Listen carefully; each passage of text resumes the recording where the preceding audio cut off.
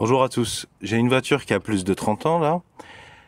Je suis pas encore 100% sûr de réussir le contrôle technique.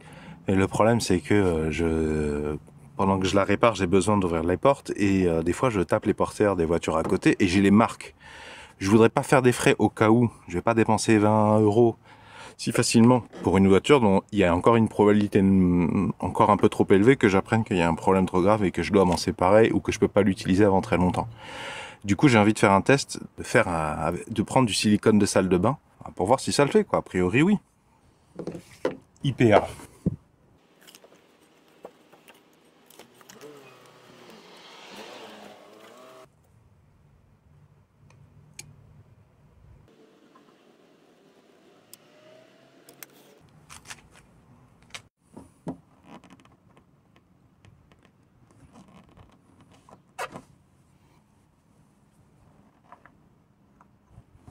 Alors évidemment, c'est immonde, hein, mais moi je préfère ça plutôt que à chaque fois que j'ouvre ma portière, je mets une trace sur la portière, sur la carrosserie du voisin. Ça me dérange plus.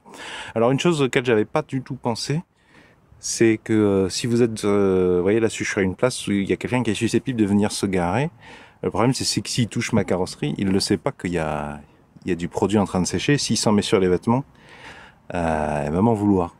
Donc le véhicule qui est là-bas, qui le jouxte à gauche de ce véhicule, il est à moi. Donc je pense que je vais me coller un maximum. Je vais me déplacer, je vais me coller à l'autre véhicule pour diminuer les probabilités que les personnes se salissent, quoi. Ou alors j'aurais dû faire un côté après l'autre, quoi. Le côté gauche en me collant à mon voiture et ensuite retourner la voiture et faire l'autre côté un autre jour. Bon, là on est en plein cagnard. Août 2024, fin août 2024, ça devrait sécher assez vite, ceci dit. Eh bien voilà, je crois que ça fait 2 jours là. J'ai fait ça sur les 4 portières, j'ai contrôlé, j'ai aucune coulée qui indiquerait que quelqu'un se soit sali les vêtements, tant mieux. Tant mieux, c'était l'objectif recherché.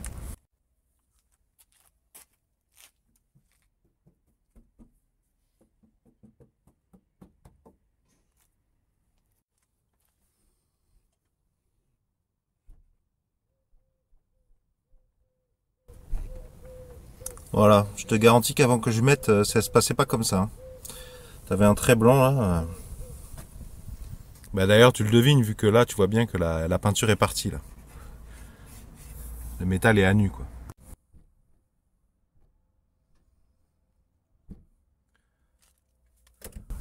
Si tu te poses des questions concernant le contrôle technique, moi je dirais, mais je vais l'emmener au contrôle technique dans quelques jours, je dirais qu'à mon avis le contrôle technique c'est pas ça qui lui pose problème. C'est pas une voiture sale, pleine de cochonneries dedans, hein. Au contraire c'est plutôt un signe que tu t'intéresses à ce qui se passe sur la route et à ce que tu fais aux autres véhicules même à l'arrêt.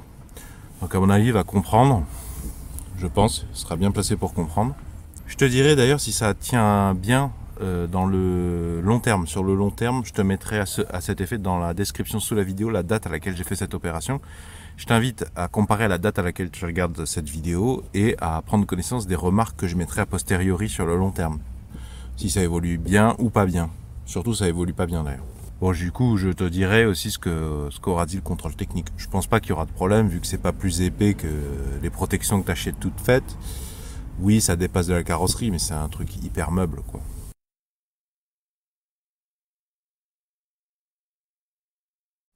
Tous les outils et les consommables dont j'ai parlé ou que j'ai montré dans cette vidéo, j'en ai fait la liste complète dans la description sous la vidéo afin que vous puissiez préparer votre déplacement en essayant de minimiser le poids des outils que vous allez embarquer. J'espère que ces images pourront vous aider à réussir le contrôle technique avec votre Citroën AX. Si vous avez apprécié ma démarche de recueil de solutions, pouvez-vous mettre un pouce vers le haut, s'il vous plaît, pouvez-vous mettre un j'aime.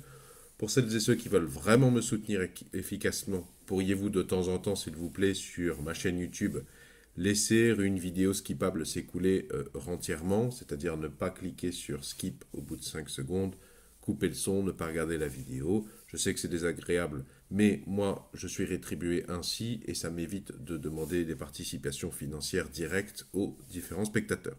À propos de la Citroën AX, j'ai d'autres vidéos sur ce sujet qui peuvent peut-être vous être utiles. Si ça vous intéresse de réparer un maximum par vous-même votre Citroën AX, je vous invite à cliquer sur le rond qui va s'afficher ici dans quelques instants. au motif que ça vous abonne gratuitement à la présente chaîne YouTube. Quant au rectangle, si vous cliquez dessus, ça vous emmènera vers tous mes épisodes spécifiques de la Citroën AX. J'ai rajouté les épisodes notamment de mon homologue FabB et d'autres youtubeurs que je croise ça et là sur YouTube quand ils proposent une vidéo fort intéressante et spécialisée Citroën AX.